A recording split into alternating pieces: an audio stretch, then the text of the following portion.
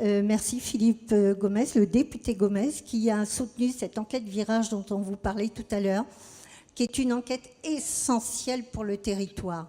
On a fait une enquête, il n'y avait pas eu d'enquête depuis 15 ans. La dernière enquête, c'était l'INSERM, qui avait comptabilisé sur le territoire le nombre de femmes victimes de violences.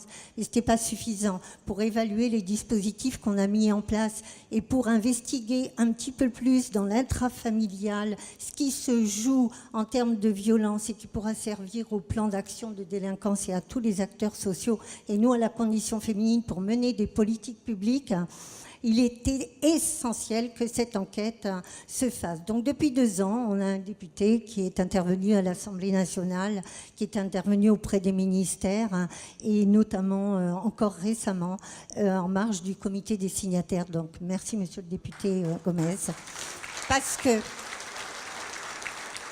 que non seulement il a fini par l'obtenir, mais il l'a fait financer par l'État, donc on va pouvoir la mener sur le territoire bientôt.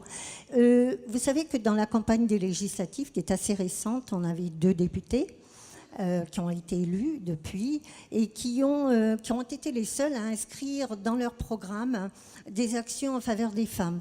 Donc cette enquête virage, merci, elle est obtenue. Mais il y a le COVA dont parlait Nicolas tout à l'heure. COVA, ça veut dire Centre d'accueil d'urgence des victimes d'agressions, qui n'existe pas en Nouvelle-Calédonie et qui serait un centre pluridisciplinaire en un seul lieu, ouvert jour et nuit, parce qu'il le faut bien, et surtout le week-end, pour accueillir des femmes victimes de violences, mais pas que, ou des enfants et tout. Donc c'est en gestation en ce moment, et on compte sur nos députés, et notamment sur Philippe Dunoyer, qui porte un peu, avec la complexité de la mise en place, ce projet. Il y a le TGD, téléphone grand danger, qui est donné par le procureur. Là aussi, c'est l'État qui intervient, donc on a besoin des députés.